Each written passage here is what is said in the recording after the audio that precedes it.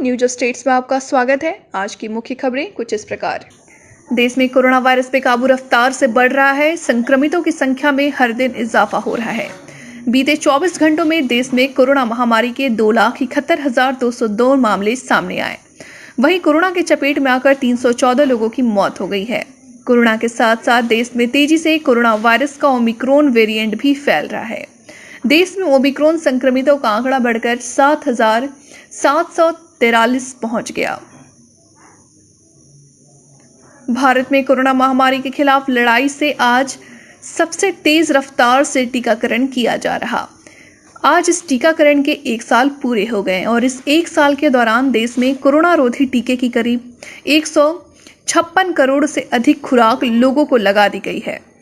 इसी महीने की 3 तारीख से 15 से 18 साल के किशोरों को भी कोरोना रोधी टीका लगाने जाने लगे हैं। इसके साथ ही फ्रंटलाइन वर्कर, स्वास्थ्यकर्मी और 60 से ऊपर बुजुर्गों की बूस्टर डोज भी लगने लगी है।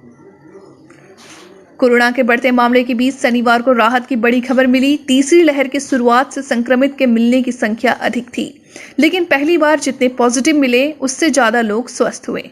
शनिवार को 1031 संक्रमितों ने कोरोना को मात दी। पूर्व मंत्री व राज्यसभा सांसद शिबू सोरेन कोरोना संक्रमित हो गए हैं। दूसरी बार श्री सोरेन को कोरोना ने अपनी चपेट में लिया है। इसके पूर्व पहली लहर में 22 अगस्त 2020 को भी श्री सोरेन कोरोना संक्रमित हो गए थे। तब उन्हें इलाज के लिए गुरुग्राम स्थित मेदांता अस्पताल में भर्ती कराया गया था। वह करीब महीने भर बाद डिस्चार्ज हुए थे और इसी समय श्री सोरेन की पत्नी रूपी सोरेन भी कोरोना संक्रमित हो गई थी। देश में गुलाबी गैंग की मुखिया के नाम से मशहूर संपत पाल का कांग्रेस ने टिकट काट दिया है। वह चित्रकूट की मानिकपुर सीट से चुनाव लड़ने की तैयारी कर रही थी। उनकी जगह पार्टी ने रंजना बराती लाल पांडे को प्रत्याशी घोषित किया है। बता दें कि महिला अधिकारियों के लिए लड़ने वाली संपत पाल ने शनिवार को कांग्रेस से किनारा कर लिया। कांग्रेस ने लड़की हूं लड़ सकती हूं के नारे पर अमल करते हुए यूपी उन्नाव और हाथरस रेप पीड़ित के परिवार की किसी महिला को टिकट देकर कांग्रेस यूपी की योगी सरकार के खिलाफ चुनाव के मैदान में भाजपा के ऊपर हमलावर होना चाहती थी। कांग्रेस अपनी मुहिम के तहत उन्नाव रेप पीड़ित की मां आशा सिंह को मनाने में तो कामयाब रही, लेकिन हाथरस की रेप पीड़ित के परिवार ने माफी और विनम्रता के साथ पार्टी का ऑफर ठुकरा दिया है।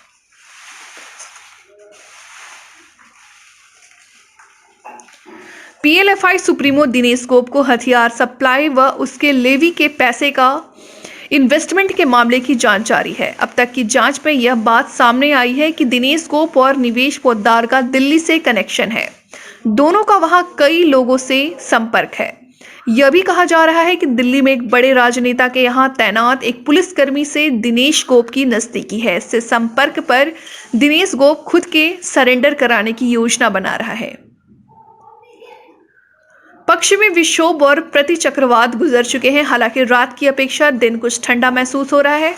आईएमडी के पूर्वानुमान के मुताबिक अगले 24 घंटे में बिहार में न्यूनतम तापमान में 2 से 3 डिग्री सेल्सियस की गिरावट होने का पूर्वानुमान है। अपवाद के रूप में कुछ जगहों को छोड़कर पूरे बिहार का अधिकतम तापमान सामान्य से नीचे जा चुका है। कानपुर के पुलिस कमिश्नर रहे असीम अरुण ने भाजपा की सदस्यता ले ली। असीम दलित समाज से आते हैं। प्रदेश अध्यक्ष स्वतंत्र देव सिंह और केंद्रीय मंत्री अनुराग ठाकुर ने उन्हें पार्टी की सदस्यता दिलाई। इस दौरान अनुराग ठाकुर ने बड़ा बयान दिया। उन्होंने कहा कि जो लोग दंगा करवाते हैं वही समाजवादी पार्टी में जाते हैं, जो भाजपा में आते हैं वो दंगा करने वालों को पकड़ते हैं। केंद्रीय अन्वेषण ब्यूरो ने 50 लाख रुपए से अधिक के कथित रिश्वत मामले में सार्वजनिक क्षेत्र के उपक्रम गेल के निदेशक ES रंगनाथन को गिरफ्तार कर लिया है। इससे पहले सीबीआई ने 5 और लोगों को गिरफ्तार किया था। आरोपियों के परिसरों से तलाशी के दौरान लगभग 1.29 करोड़ रुपए नगद, 1.3 करोड़ रुपए के सोने के आभूषण और अन्य कीमती सामान बरामद हुए हैं।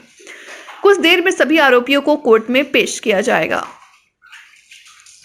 प्रयागराज जिले की पश्चिमी विधानसभा सीट से बाहुबली अतीक अहमद की पत्नी Shaista Parveen AIMM all India Majlise Ittehadul Muslimeen के टिकट पर चुनाव लड़ेंगी। वहीं शहर दक्षिणी विधानसभा से एआईएमआईएम पार्टी के जिला अध्यक्ष शाह आलम मैदान में होंगे।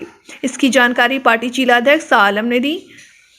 फाफामऊ विधानसभा के संबंध में उन्होंने बताया कि संभवतः अधिवक्ता हरदेव सिंह चुनाव लड़ेंगे। अमेरिका के टेक्सास में एक आतंकी ने शनिवार को एक यहूदी मंदिर पर हमला कर 4 लोगों को बंधक बना दिया। टेक्सास पुलिस, स्वाट, ट्रकवाइड और एफबीआई टीम ने मिलकर चारों बंधक को सुरक्षित छुड़ा लिया है। आतंकी का मकसद टेक्सास की जेल में बंद पाकिस्तानी न्यूरो साइंटिस्ट आफिया सिद्दीकी की रिहाई था। आफिया को कल कायदा से संबंध रखने के आरोप में अमेरिका में जेल की सजा सुनाई गई थी।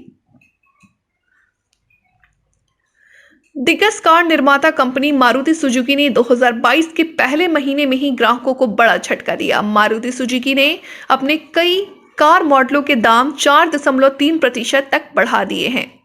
कंपनी ने इसका फैसला नए साल के शुरू होने से पहले किया था कि वह 2022 के शुरू होते ही अपने गाड़ियों की कीमतों में बढ़ोतरी करेगी। मारुति सुजुकी ने शनिवार को यह जानकारी देते हुए कहा कि प्रोडक्शन कॉस्ट बढ़ने के कारण यह वृद्धि की जा रही है। खबर है कि मुलायम सिंह यादव की छोटी बहू अपर्णा यादव आज भारतीय जनता पार्टी का दामन थाम सकती हैं। हालांकि इसकी पुष्टि नहीं है, लेकिन सोशल मीडिया पर इसकी चर्चाएं तेज हो गई हैं। झारखंड में 31 जनवरी तक सेमी लॉकडाउन जारी रहेगा। पहले यह 15 जनवरी तक लागू था। वर्तमान स्थिति को देखते हुए राज्य सरकार ने इसे बढ़ाकर 31 जनवरी तक कर दिया है। पूर्व में 15 जनवरी तक जारी पाबंदियां 31 जनवरी तक भी लागू रहेंगी। कोई नया बदलाव नहीं किया गया है।